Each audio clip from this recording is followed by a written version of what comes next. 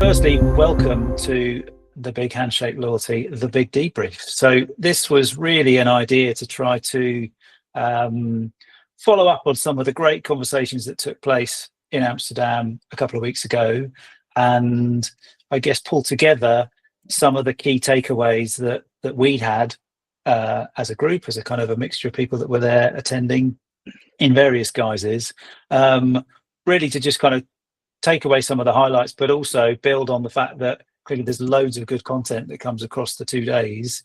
So being able to do a bit of a debrief around what were the key learnings and what are some of the things that people can take away to actually think about in their day-to-day, and before they get too bogged down and back into the daily grind, actually using some of the insight and the info and the useful stuff that comes out of something like the Big Handshake to then apply to the day job. So yeah, really, it was just about trying to do some of that and have some interesting conversation. And the first part of that is to just do a little bit of a look back around what was covered across the 2 days and what were some of the key findings in terms of sentiment and some of the stats that have come out from the audience. And who better to take us through that than CEO and founder of the Big Handshake, Hadie, and thank you very much for joining us.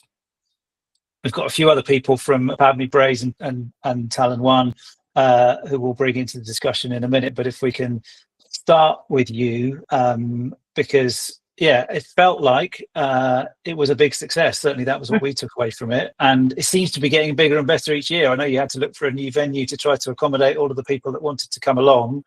But an overriding success, is that very much your kind of takeaway? Now you've had a couple of weeks to digest.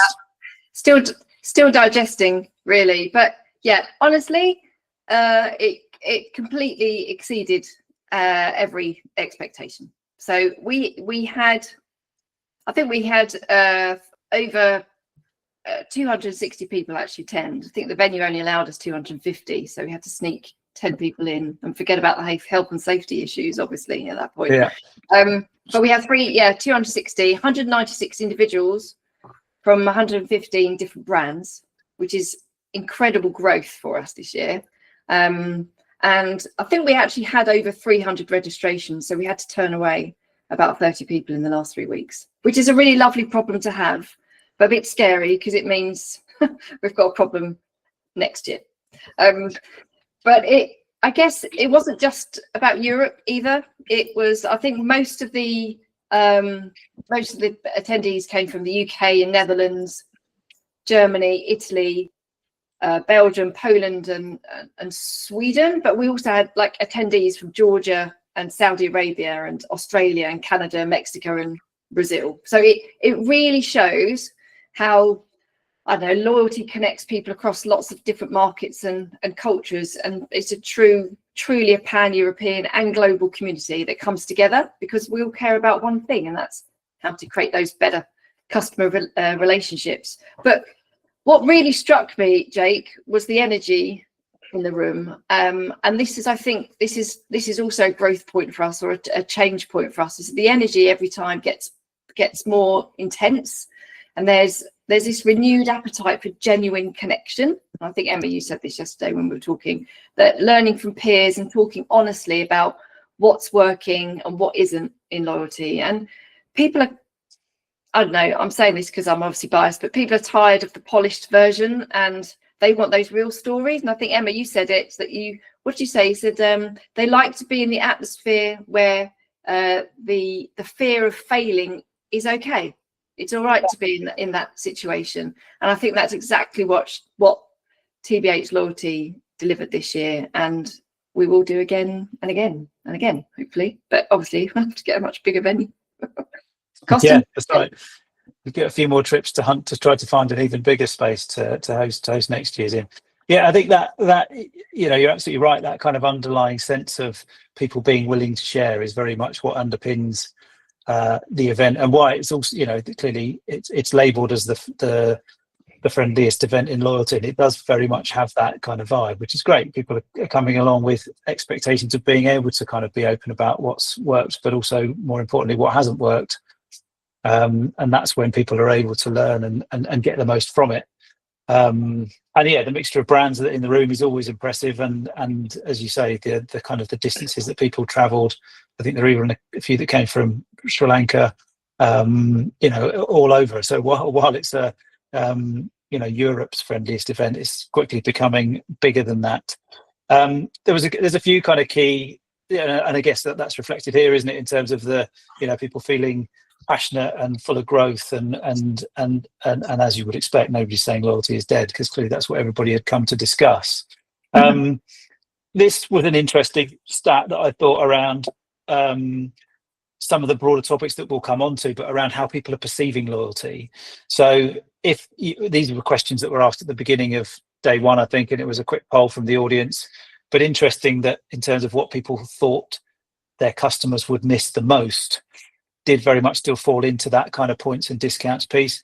But actually, it felt like a lot of the conversations through the 2 days were actually based on trying to, I guess, enable loyalty to progress beyond just that idea of points and discounts, because that's very much the direction of travel. Would you agree with that?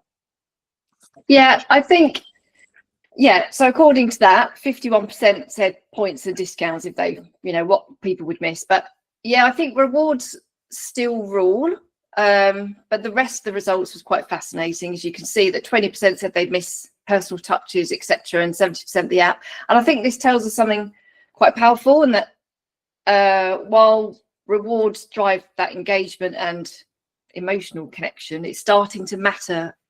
The emotional connection is starting to matter more.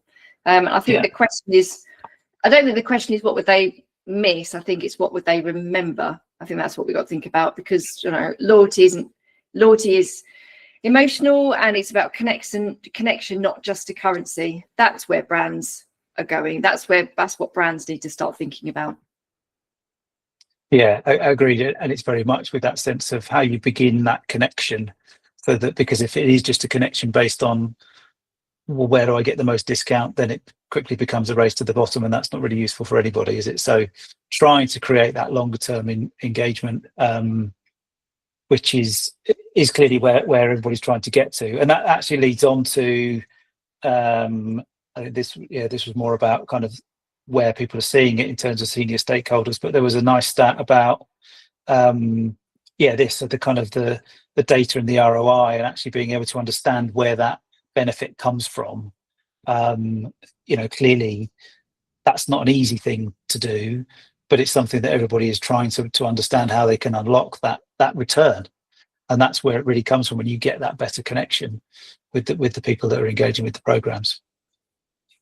Yeah, I think there's sorry, Jake, carry on. No, go on. No, I was just thinking about the next bit, which is I think the obstacles, or the part of the customer journey, wherever that is. I think is it somewhere? Which part of the customer journey presents the biggest obstacle? Yes, to loyalty? that's the one. Yeah, exactly. Yeah. I think that's nearly half, say 45%. Well, 45% of participants said the core value and benefits, which is huge. And I think it just shows the customers don't always see the value behind the program, but it's not a tech problem. It's clarity and purpose problem. So I think loyalty can't just be a side project. I think it has to bring the brand's promise to life, and I think that's a really big thing for brands to have to deal with, is getting that clarity in their purpose, completely true to themselves and true to their customers, and how they deliver that. And that's where the role of loyalty is shifting from rewarding transactions to deepening those relationships, and how they do that through different channels. That's the biggest thing right now. Yeah, agreed. And in some ways, it's not surprising that this is the biggest obstacle, but it also shows that it's very much high on people's agendas. And that idea of purpose did come out in a lot of the conversations that came through, in terms of what people were presenting on stage, and then some of the roundtable discussions as well, around trying to make sure that purpose is at the core of whatever it is that you're doing, because that's where the most value comes from, both for customer and for the business. There was a really interesting piece from the chief exec of Bloom and Wild, who was just talking about actually just starting with that idea about making sure that actually customer service is second to none, and that was clearly the ethos of the business. So he wanted to make sure that was then also a key part of the loyalty piece as well, because just offering discounts wasn't going to cut it when actually they were trying to really set that standard in terms of customer service. So having that direct link between where the business sits and where the corresponding loyalty program sits is clearly something everyone's striving for, but it's not easy to get to necessarily. And I think the other bit, which I think is one of the final slides here on your kind of overview of sentiment, was also the competition, right? You know, there's lots of different programs that are all vying for attention. You know, the two big numbers on that screen being sort of, you know, around 10. That means that, you know, there's always going to be that element of that if you're not doing it well, somebody else will be. So it's really tricky, and that's something that was high on people's agendas around trying to create that differentiation. And that's clearly something that, again, it isn't easy when everyone's, you know, trying to do similar things and trying to sort of set themselves apart. Yeah, I think using well, I think we're going to talk about data later, but using data intelligently, I think, is one thing that's going to create that sense of difference, to create that relevance and the recognition. I think experience, and I keep going on about this emotional stuff, but yeah, experience, not just about incentives and those, you know, here's some money off, but the actual whole customer experience. I mean, people have customer experience job roles within loyalty now, which is phenomenal, because it means that they're actually showing that they care about their customers. But it's whether they're using the data intelligently combined with that, is that actually going to make a difference. And I think making loyalty more of a relationship, not just a tactic. If brands can do that, then they're going to stand out. But everyone that is trying so many new things, I feel like sometimes it's a bit of a let's chuck it out and see what happens. And I think maybe there's something that we need to do at our next event where we're really honing in on these things that make brands stand out, and talk to brands that are doing it really, really well, and brands that aren't doing it so well, get them all on the stage and get them debating and seeing what works like that. I think there's some things that we could do with this information, all these statistics next year. And that's obviously if nothing changes in the loyalty industry in 12 months, where other exciting things happen and AI takes over. But yeah, there's a lot of things that customers or brands need to do differently to stand out. And it's, everyone's striving for the same thing. And it's difficult to have that silver bullet, I guess. Yeah, and I think it does also then come back to what we were just talking about around the purpose piece and rooting it in what the business is famous for anyway. And actually, there were a few good examples of that where almost like by just having a loyalty program that's similar to others, it means you're not going to differentiate. Whereas if you're linking it directly back to what the brand stands for anyway, that's already giving you that point of difference, because people have a recognition with what they expect from a certain brand. So I think there was the section that where Shell were presenting about how they'd evolved their loyalty program to sort of say it used to be rooted in air miles and it was all about that. So, and I guess there was a certain link with travel, but then it evolved to something that was a bit more around motoring. And then they actually just got back to just calling it, I think it's Shell Plus, it was literally just keeping it simple, because people know why they go there. And there were a few reasons he called out, was that actually some people just like the sandwiches that they get, or they like the coffee, or they like the experience that they have on the forecourt, but ultimately they know what they're going to get. So why not just root it in that? And similarly, Aaron talking from Lego about actually just renamed it to be, well, VIP didn't feel like a very Lego proposition. It's not about being an important person. It's actually just more about, well, what's Lego stand for? And then it became much more about, what the product was about. So rather than trying to differentiate with your loyalty, differentiate with the brand and then root it in that. So I think there's some really interesting bits that came out from those discussions. Right, well, I'm going to stop sharing the insights, and let's bring in a few other people to talk about some of their learnings as well. So we've got a nice mixture of people from Apadmi, from Braze, from Talon.one to sort of bring into the discussion. And if maybe a good way to start might be to just go around each of you guys, Emma, Bart and Sarah, to just talk about what your kind of key takeaway was, and what you sort of found was the most interesting thing that you took from the Big Handshake this year. Shall we start with you, Sarah, just because you're top left on my screen? We can indeed. Was that one takeaway, Jake, or would you like a few? Because I think I've got. Well, I'm sure you've got loads, but maybe let's start with one, and then I'm sure we will come back for more. Thank you. So I'm Sarah, for anybody that I haven't met, and I'm Retail Growth Director at Apadmi. I'm not in the Twilight Zone. We've just got some very snazzy backgrounds for today. And I basically work with brands to help them unlock the full potential of mobile. So sort of turning it from a touch point into more of a sort of powerful channel across the omni-channel journey. And obviously we're seeing more and more of how now loyalty is integrated into that process. And it was my first time at the Big Handshake. Apadmi had been before, but this is my first chance to go. And I think what just really stood out to me, and sort of credit to you, Hadie and the team, is just what an amazing community of people. Everyone was just really open, willing to share their stories, willing to learn. I think the range of brands and the content, in each of the rooms on each of the days was just brilliant. And just how excited everybody is about the potential of and the possibilities of loyalty. I think historically it's always sort of been seen as a siloed entity. And I think from an Apadmi perspective, it's now being integrated into that wider ecosystem. So actually we've got commerce and loyalty working together. We already know that a lot of mobile sales, I think it's about 80% of e-commerce happening on mobile.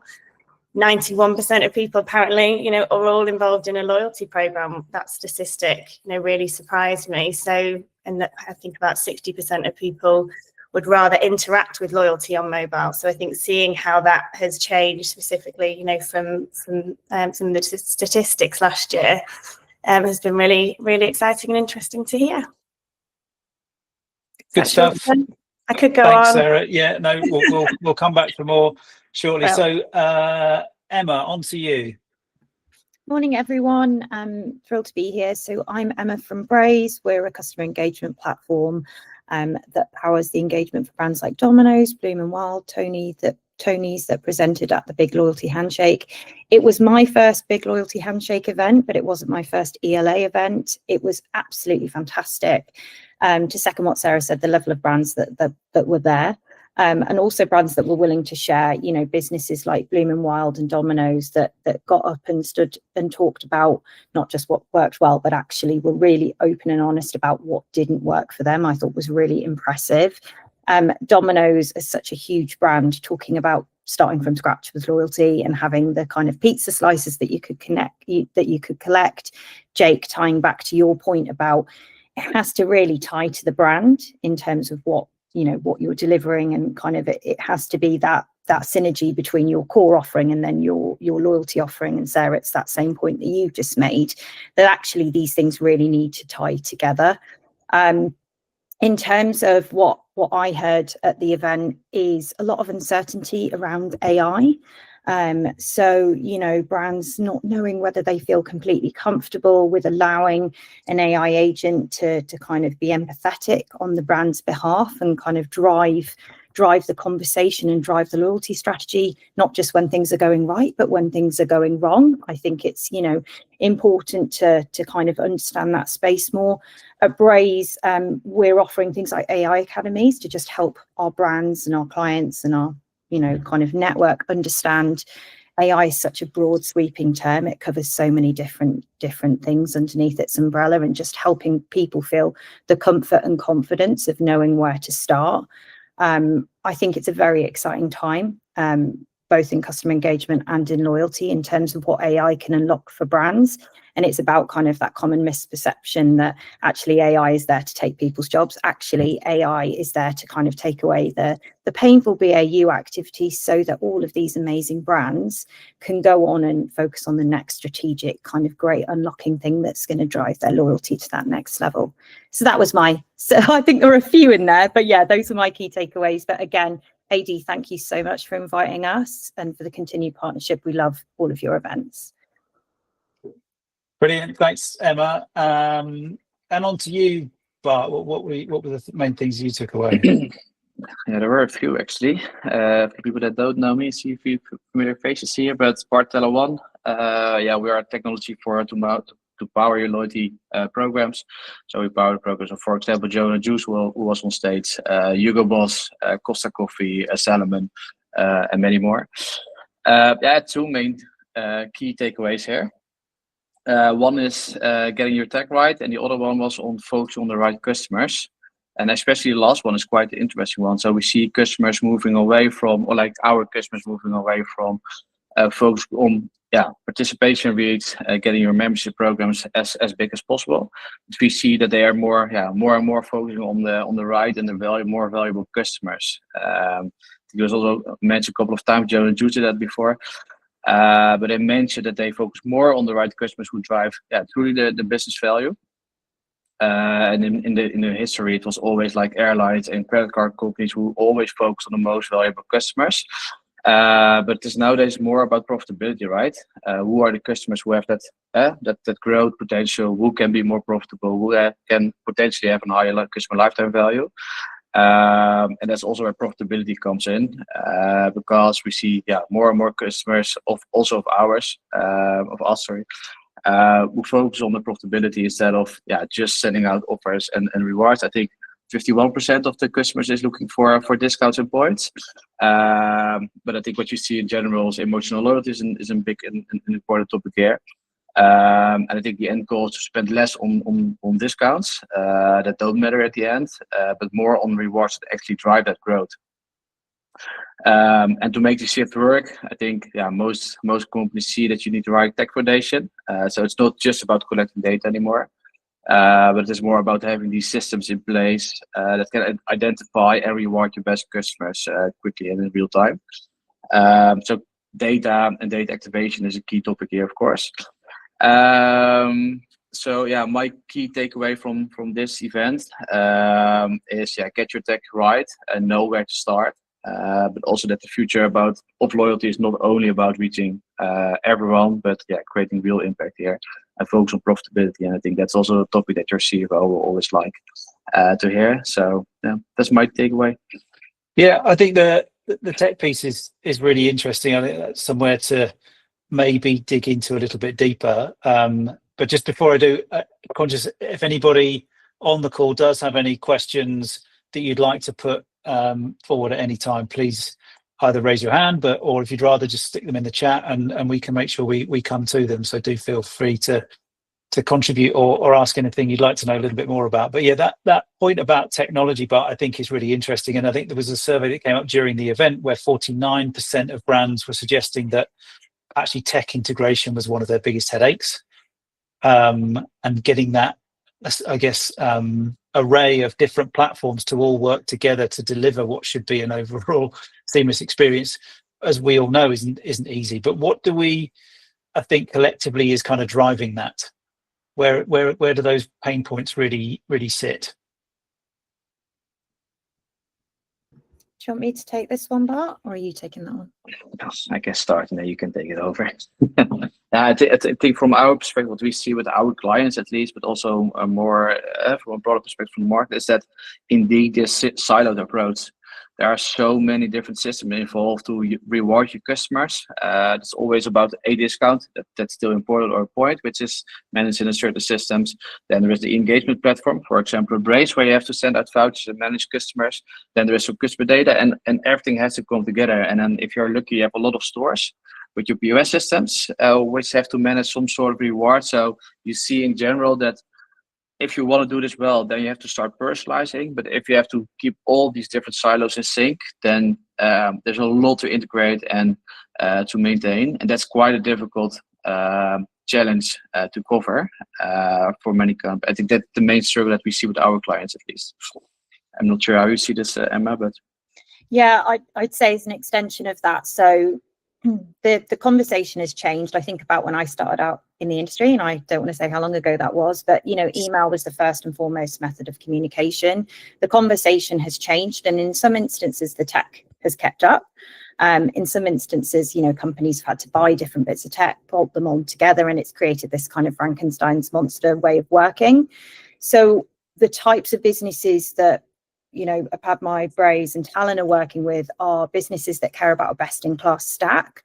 So being able to kind of bring together the best technology in order to give the customer the best experience, and that's being able to operate in real time. And I think one of the things that we hear a lot when we're speaking to companies that are starting to kind of evaluate tech as a whole, it's quite a mammoth task. They're kind of, when you're looking at something for too long, you can't really see the full picture. And that's why it's really important to have kind of an agency partner that can come in and kind of give you a holistic view, talk to you about other businesses that have had similar challenges, and then kind of make recommendations on what to do and in what order from there. And outside of that, I think it's about, like I say, working with best in class in terms of delivering the full picture to your customers. And outside of that, I think Bart's mentioned the conversation from a client to us perspective has changed, because they're actually, really increasingly aware of things like operational efficiencies, ROI. So what return are they going to get from the investment that they're buying with this technology stack? And also then how are they protecting margins? As we'll think about the retail space specifically, these businesses are getting squeezed across the board. And it's about how we can, support them in those challenges to make sure that they are, seeing a really good return on what they're doing. And the digital channels are supporting, things like the bricks and mortar stores. Yeah, I think, it was interesting. You mentioned Joe and the juice, Bart, and it was interesting that actually you had a CTO on stage talking about loyalty. Nicola was there kind of very much extolling the virtues of where they'd taken their program, but clearly technology was at the heart of it, because that's quite rare to have somebody within that background to actually just be the main person that is leading on this. But it shows you how things have changed to be able to put technology at the heart of it, because it is such an enabler. And the other key part of that is, of course, mobile, which we heard throughout the couple of days around the role that was playing and how many organizations are going mobile first. But I think the other thing that can be the perception around that is that it's really hard to do, but doesn't always necessarily have to be. Would you agree with that, Sarah? Yeah, so it's a really relevant topic, because it's something that, it's a conversation that I have probably on a daily basis with brands when we start talking to them. So just obviously understanding what their tech stack looks like, which platforms are obviously driving value, how we can make it more efficient. Because if we're then building the front end app, we need to understand what we're integrating with. One of a stat that really sort of stood out was that the average company has 275 different applications within its tech stack, only a third of which are actually being used. And I think, as to Emma's point, they've grown by, accidental design as opposed to actual intentional, creation of the back end tech stacks. So a lot of what we do is obviously helping brands to realign what their priorities are and making sure that obviously that is fit for purpose before we start any of our work. So yeah, again, having a best in class tech stack is really important. Yeah.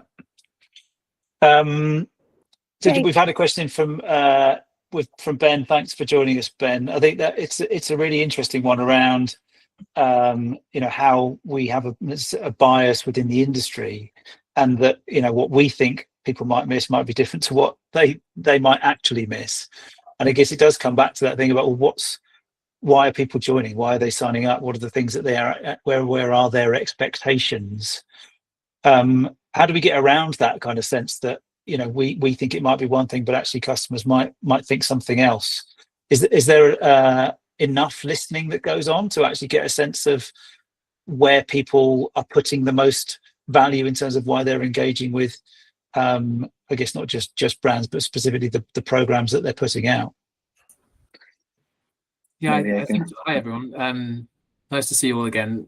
I think for me it was an interesting one in understanding just the polling results, and part of what we do every day is normalizing for the biases that we have. We all say every week, we are not the customer. We need to understand that what's happening in the real world and who our customer is.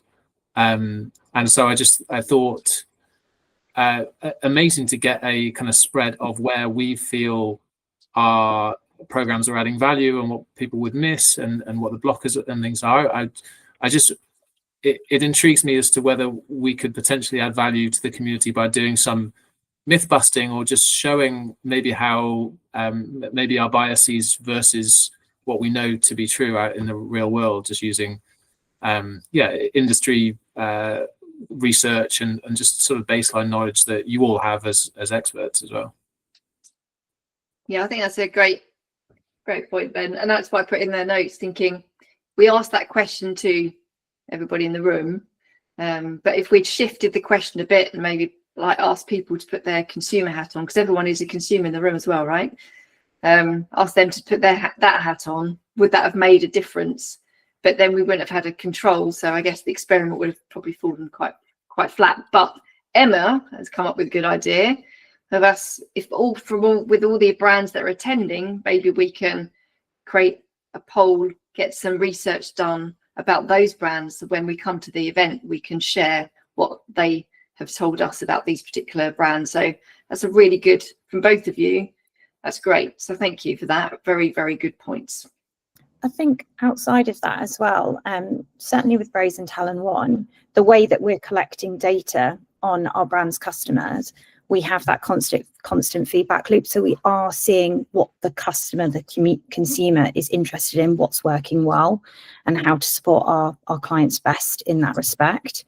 I think, yeah, I agree with you on the point that the poll was biased. And actually what I've always done from a personal level is use my mum, who is not very savvy on using an app, as an example. And I always asked her, hey mum, what would get you to download an app? And actually, not a lot, to be honest, but it's, about understanding how loyalty translates to the different kind of subsections within society as well, and what lands well with one won't land well with another. It feels like mums are a good reference point across the board. I know you mentioned that in your talk on the day, Ben. So, can you actually tell me, mum, what you think I do? And yeah, it's a good way of keeping us grounded, isn't it, in more ways than one? I think we need a fireside mum chat next year. I think that's the only way. Yeah. Could be great. Great. Yeah, absolutely. A panel of mums. This going to be interesting. It would be efficient though, and everything that we wanted to get done would be done, because we mums are the masters of multitasking. I definitely second that. I think that one of the other areas we were going to look at, which is actually the next biggest concern after technology, was actually around that ROI piece, which I think links quite nicely to, because I guess it depends what kind of ROI you're looking to get. Is that ROI for the customer in terms of value, or ROI in terms of the business? And clearly the ideal would be both. But in terms of the way that we're therefore measuring success, do we think that's evolving? Are we seeing a bit of a change around actually the measurements that we're saying, okay, that was good versus that was bad, and what those metrics might be? Because clearly it used to be about, well, actually maybe how many members you get, or how many redemptions of points you might get, or how many vouchers get used. But is that are some of those metrics changing, do we think? Shall I start, Emma? So from our perspective, and we are definitely biased about this topic, because this is something that we speak about a lot, but we see this shifting to profitability a lot. So indeed, back in the days, it was always about size of programs, point redemptions, etc. But it doesn't say a lot about how profitable customers. And not sure if everyone is aware, Talon.one also delivers a promotion capability, so you can manage all your promotion in Talon.one. And the key topic here is how you can lower your promotion spend via a smarter use of the loyalty program. Because on average, we know that customers, or our customers, companies spend 22% of their revenue on promotions. Some companies is 30, some companies is 12%, but on average it's 22, which is a huge spend. And if you then can use your loyalty program to start optimizing that, that's where the big business case is. So we see during our conversation with clients is they are trying to optimize their loyalty program in a way that they can lower the promotion spend with their clients. So it's much more about profitability, especially since everyone is so focused on profitability at the moment. That's a key topic, and it's always less about how can we grow. Of course, that's important, right, to grow your program to be more successful, but at the end it should deliver cash. So the focus on profitability is a big one here. Yeah, I would say that that's exactly the same as what we're hearing across the board at Braze as well. So there's this kind of fear and kind of real awareness of over discounting now. So we talked about the kind of fear of AI, but actually what we're seeing is businesses lean into Braze's AI capabilities to help them put guardrails in place to protect against things like over discounting. I think, historically discounts meant loyalty, but actually when you've looked at what loyalty means, and, this was a topic of conversation throughout the event as well, people didn't always associate it with a discount, although it was a high level. People actually associated it with a better experience, something where they kind of, they were in different tiers, so they got something different, that there was maybe something really bespoke to them and something special which resonated. So, and with Braze, we're actually looking at reinforcing behaviors. So what will get someone to make one purchase to 3 or 5 purchases, and how can we kind of make that inherent, so that people just continue to do that behavior rather than expecting a discount. So yeah, I think when you think about guardrails around over discounting, and also things like diminishing return with email, for example, brands are having to pivot and think about how they become profitable when, some of the channels that they would have really heavily relied on are now delivering less. So it's about, how do you meet people where they're at with something which will get them to become more loyal, and it doesn't have to necessarily be a discount. I think what we're also finding is that even though you have your sort of top level macro KPIs, which everyone will always sort of have a list of, there's been more of a shift to more sort of micro interactions, and those interactions are really bespoke to the customer, which obviously is going to be different to everybody, and bespoke to the brand. So it's understanding, going back to the previous point, do you really understand your customer?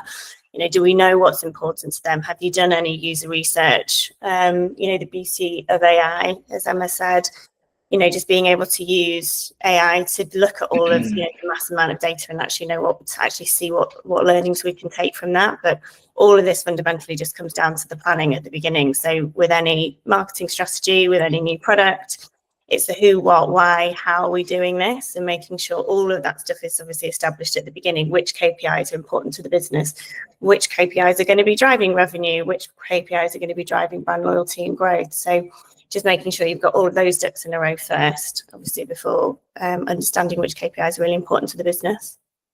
Just to back what you were saying there as well, Sarah, I work at Apadmi actually. I've joined a few weeks ago, and I've just joined to kind of get an understanding of what wonderful stuff you guys have been doing at the Big Handshake. But it's quite interesting you saying that there's a lot of a shift to the micro KPIs around like the smaller interactions, because I've really noticed, and what we're trying to embed it in the Apadmi's data team is essentially focusing on the behavior analytics tools, not just kind of looking at Firebase and GA and like those kind of higher level metrics and KPIs. It's looking at how users are kind of engaging on that smaller level, but also more importantly looking around frustration signals and little smaller KPIs that really indicate the kind of user's entire personalized experience. And that's where we start being able to do more personalization activity as well off the back of those. And it's quite interesting in the actual measurement industry, in the tool industry, if you will. Tools like Microsoft Clarity and Full Story and Content Square, they're all recently, in the last year, coming back to launching SDKs for their tools, because it's all very much been web-based historically. They're very, very focused and gone heavy on web. But what they're seeing, and with this, the ever-growing world of app, is that there's a need there to be able to measure those micro KPIs, and they're really working on building out those. Obviously, with the partners that we have, like Braze and Talon.one, like there's that shift there, as we can see with those as well. It's quite interesting. Thanks, Andy. I think it's a really nice point, actually, because it clearly, the more ways in which you can measure, I guess, levels of contentment of a certain experience, the better. And it actually plays quite nicely to one of the points that was made, I think, by Mark from Tony's on stage at the event, that was talking about the best kind of retention is when you save the customer before they ask to leave. So actually, it's almost like reading those kind of signifiers before somebody's about to get to the point that they might go, you know what, actually, I'm not sure I'm going to carry on this journey or this membership or this whatever. So actually you're being notified of that before they actually get to that point. So then you can start to then potentially serve them different experiences, but you absolutely need those really kind of, micro triggers to be able to get that sense of actually where is a customer at. So rather than getting to the point where you go, oh, we're going to chuck a load of deals at them in order to be able to retain them. Because as we know also, I think the other bit that was great from one of the talks on day 2, from I think it was Adam at Allianz, was talking about that behavioural piece. If you allow a customer to get to the point where they're actually going to say, I want to leave, you're actually going to really struggle to get them back from that, because it becomes a self-fulfilling prophecy that we're very human as a race in terms of humans, and we don't want to in any way pedal back from something once we've said it. We're really stubborn and we're not going to stick to our guns. And then, so if you don't let it get to that point, then actually you're going to be able to preempt it because you're reading some of those triggers. One thing that I was quite surprised about at the event was how many, and we hear this quite a lot at Braze, is how many brands were saying that they didn't have an app. And again, to Sarah's point, that it's perceived as being really expensive and that they don't know where to start. And I just think, like, how can some of these big brands not have an app if loyalty is such a huge play for them? And also that they're thinking about attracting a younger audience and kind of ensuring the continuity of their loyalty programs. So, everyone, I would love to kind of get people's thoughts on that and how we're kind of tackling that to make sure that these brands do understand how incredibly important it is. I think it can be it can look quite complex, as you say, and look like quite a complicated process. And I agree, it's kind of been a case of brands kind of knowing that, we might need an app. But it's moving the conversation from we need this to why we need this, and this is how we're going to do it. And I think that's something that we try to do on the daily, which is helping brands to understand not just, the commercial modelling and the business casing, but also the impact that, a new mobile product might have on reducing their customer service costs, or reducing, the cost per acquisition because they're spending so much on paid search, or reducing marketing material that they keep sending out in the post that we could then digitalize, for example. There's lots of different reasons. And I think it's understanding what a brand's challenges are first, and then trying to tie that back in to the value that an app and mobile could bring. But yeah, it's something that comes up all the time. Emma, you're right. Just how do we actually, show the true value? Yeah, and then I think for the companies that have gone and launched an app, they then have the challenge of how do they keep people engaging with the app, and how do they keep people, how do they keep people using it? And I think that's where the kind of loyalty and gamification piece comes into play. And again, that was a topic at the event. It's about how do you get people to engage with the app outside of when they're physically making an order, so that you stay top of focus. I mean, if you're Domino's, you've probably got Deliveroo, kind of, Uber Eats, all of these different apps, and it's about that kind of competing space and how they get people to really engage. Agreed. And you've probably, heard the phrase like super app. That seems to be where a lot of brands are moving to now. So how do we have one unified brand experience as mobile as the primary channel? Whereas, again, when I started, in digital probably 15 years ago, it was all out of home advertising and, above the line. And the internet, was invented and everything went digital. And now it's been a real shift into seeing mobile as that primary channel, and then what learnings we can actually take from mobile and bringing them down. So, yeah, it's a very interesting topical topic. I think that kind of perception versus reality is something that almost runs across the board, whether it's just about mobile and the importance of that, but also just more generally about loyalty and how needing to get that buy-in at quite a senior level to understand where the value comes from is something else that came out on a few different talks. So whether you're trying to get make a business case to say we actually need to create a mobile platform to be able to deliver this, or even it's just more broadly around we need to be investing in our broader experience to be able to drive better loyalty or indeed increase the program. Do we think that that's something that is becoming harder? I know there was a good point made by Sat from Boots about saying, sometimes your best advocate might not come from the place that you think, but you need to be really clear on who you want it to be, and then lobby them so that they can then lobby the rest of the business. And having that person that you know is going to back you in those senior conversations is really important to be able to maintain the longevity of your program. Is that something that you think was coming through in some of the conversations you were having, Hadie, around that idea of we need to maintain those senior conversations to maintain the sort of importance of that loyalty can play? Oh, I think you're on mute.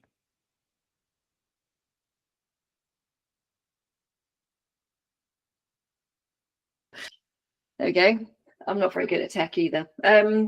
So yeah, there was, I think we did a poll about this, didn't we? And I think we did, 53% of people in the room said that their senior stakeholders now see loyalty as a strategic growth driver, not just a cost center, which is a massive step forward.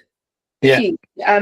But it does also mean that, you know, the loyalty leaders, the people who are running these programs, need to get better at that storytelling and being creative and combining, you know, tech stories with ROI and customer stories and getting it all woven into one narrative. Because I think there was somebody who stopped me when we were talking about this at the event in the minuscule moments of time I had to talk to anybody. That they said leaders want numbers and narrative. They don't, you know, it's not just about numbers, it's numbers and narrative, because it's the stories. It's like, why would we spend this? Why would we need a return? What's that return look like? And what's the picture? And I don't think loyalty leaders are good enough at storytelling to make that case. Jake, on that point about like the advocate doesn't always come from where you think it comes from, I would say that certainly what we're seeing is that's actually really true about understanding your customer base. And I think that's where AI is kind of coming into play, certainly where reinforcement learning plays a part for Braze, because actually as individuals we make assumptions about what we think will work, and next best action is a really great example of this, where if you do this, you get this offer. But actually, if we take twins into account, so identical twins as an example, that kind of model would say, well, look, they've got the same DNA, but actually serve them the same kind of offer or same creative or whatever. But actually, those are two completely different people. And I think we will sometimes as individuals overlook the obvious because we'll discount it, because we'll think, no, there's, you know, we've thought about that. There's no way, that's way too obvious. And that's where some of this kind of AI technology is really exciting, because it has the time to go and do all of this testing and learning and kind of all of these different iterations for our businesses, for our clients' businesses, to then go on and kind of leave those brains to go and be strategic, and whilst at the same time protecting guardrails, making things more kind of efficient, delivering ROI. And I think what I'd love to know from you, Hadie, is what do you think is going to be kind of the great topic, and don't worry if you can't answer this, at the loyalty event next year? Like, what are you most excited about that you think is going to be huge in 12 months' time? That was a big one, I know that. I just thought, you know, it's a good one to kind of end on a high, isn't it? No, it is. And it's a great question. And to be honest, no, I don't know the answer. But all the hordes of brands who are going to knock on our door to do a loyalty X, that's what everyone's going to be talking about.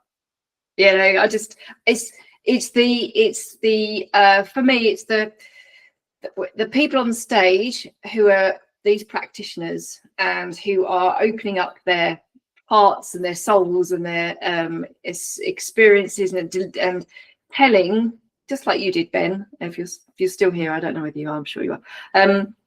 Like what Ben did, you know, it's the loyalty X sessions allow brands to have that platform to really, really deliver some thought leadership and really strong musings on their personal reflections on loyalty. And I think that's where it really becomes a real gifted experience for people, because I don't think anyone else does that type of thing.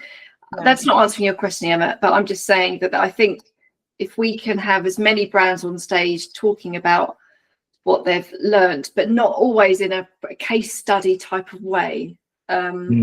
Bit more around I don't know, where loyalty's heading, what the challenges look like, what excites them, and bringing that to the future. That's my vision of TBH loyalty next year. I think that's something, you know, I've been to a lot of events in my time, and I think that's one of the things that, again, I really, really admired about the event, is that it was so collaborative. You know, when you're sat in a room for 3 days and you're in a hotel, and we didn't really leave the hotel, did we, Sarah? Not that much.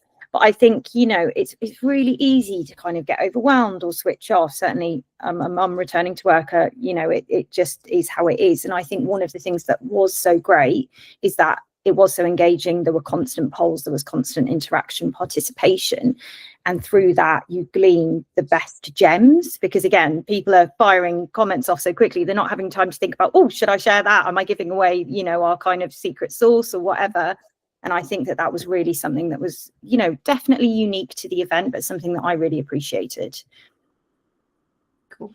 Thank you. I do wonder when we do look at that 12-month view, and it was a conversation I had with a brand at Incentivize actually last week, was whether loyalty is going to go full circle. So how much more, obviously, Hadie mentioned earlier, obviously, we've seen the move from transactional to emotional loyalty and creating that like relationship equity. So are we going to go back to writing handwritten notes, you know? And actually we as consumers I respond really well as a consumer when I know that there's a face behind the brand, when I know that I'm dealing with a human and I'm having human interaction. You can see brands doing it really well who are doing offline events. So for people like the Hut Group, for example, you know, you've got your app for your unified brand experience. You can do all of your shopping. You've got your loyalty in there, but actually we're going to run this event where everybody can come down and do fitness together, because, you know, there's actually people here. And I think that emotional driver will be really interesting to see what happens and how brands then respond to that over the next 12 months. It's taking it to the next level, isn't it? And I think that's the thing, that a lot of the data that we have enables us to have a better view of what people like, what they don't like, how they're interacting, but also where that should, you would hope, lead to is actually being able to then understand, well, what is the interaction that's going to be most relevant or valuable to them. So actually, is that about saying, well, this person does want a handwritten note, or this person actually wants some interaction with the community, or this person actually just says, I'm not interested in that, I just want the discount. So it's being able to tailor it and draw on those learnings to be able to say we can become genuinely personalized. Because I think another thing that came through was, say, well, I think somebody was asked, who do you think's doing it well, and they just said, well, actually, I don't think anybody is really, because there is so much more potential to do it better. And that's where we're all kind of moving towards, to say, well, actually, the nuance that we are capable of delivering is massive, but we still just need to let everything else catch up in terms of the actual framework, and the mechanics of being able to deliver that is the bit that becomes harder. So I think it'll be really interesting to see where it moves to. I'm conscious we've only got 4 minutes left, so in a very quick fire round the table for our kind of key contributors, if there was one thing that you wanted to then take away in a couple of words or a sentence, how would you sort of summarize what? Because I think the other key thing that we wanted to do with this is that what can somebody take away and actually then try to start to implement, because it's great to bring all of those people together in one room to have such good conversations, but what's the thing that people should be trying to focus on between now and the big handshake next year? I can go first. So the loyalty strategy is market specific, and this was something that Bloom and Wild covered in his what went well and what didn't work well. Just because something works well in the UK, it doesn't mean it's going to land in the Netherlands, as an example. So it's just kind of tapping into local resource, kind of listening, and kind of making sure that you're able to react and pivot to ensure that your business is a success as you look to expand internationally. Nice. Strategy. Who's up next, Sarah? I definitely yeah, agree with everything that Emma said when it comes to sort of scaling platforms, because technology has been amazing. Everybody now has the access to building a great loyalty proposition, but time and time again, we're speaking to more brands about, well, is it flexible enough? Does loyalty mean the same in different regions? And how the heck am I now going to scale this proposition globally? And I think it all just comes down to making sure that you've laid the foundations at the beginning. So any advice I'd be giving to brands and was doing at the event and sort of after the event is, as I sort of touched on earlier, sort of moving from that, we really need this, to why are we doing it and actually how are we going to do it. So knowing your audience and really understanding your customers, understanding a commercial business case, and that could obviously be the cost versus, the reward, and also, potential risks. That always comes up. When is the right time to do it? This is also a topic that is sometimes, overlooked. How are you going to do it? So choosing the right partners and how you're actually going to integrate your proposition into your wider ecosystem is really, really important. And then going back to why we're doing it, the whole conversation we've had around KPIs and measurement, understanding what your business critical KPIs are, and then also those micro interactions that are really going to drive value back to the business. Spoke very quickly then, but I appreciate we've only got 1 minute left. Good summary. Bart, any last thoughts from you? I'm sorry, I think I missed the question because my internet was a bit wobbly. It was more just about what one key takeaway. I mean, I think you said something great at the beginning, which is just get your tech right. There's a key part that is around that, but also you linked it to measurement too. Yeah, I think it's not that difficult. Get your tech right. That's the main thing, because we see that there's so many companies stuck in their tech, can't activate the data, cannot act in real time, and that's so important to make that next step. But it's always a bit of the chicken and the egg situation, right? Because you have to prove the value first in order to get budget from the CFO, or if you're lucky, you have a situation with Nikolai, who's the CTO from Joe & Juice, who can really make that change, right? But start at the beginning. Your tech is quite crucial, and I'm not a big fan of selling tech before a business case, but it's difficult to do this right without the right tech in place. Yeah, please start there.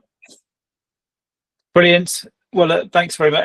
Any final thought from you, Hadie? I thought your kind of soundbite takeaway of numbers and narrative was a really good one, because actually it links quite nicely that idea of, there's the data is huge, but actually we need to attach it to some kind of story to make it relevant. So, but yeah, looking forward very much to next year. Watch this space for more Big Handshake plan announcements as we get bigger and better in 2026.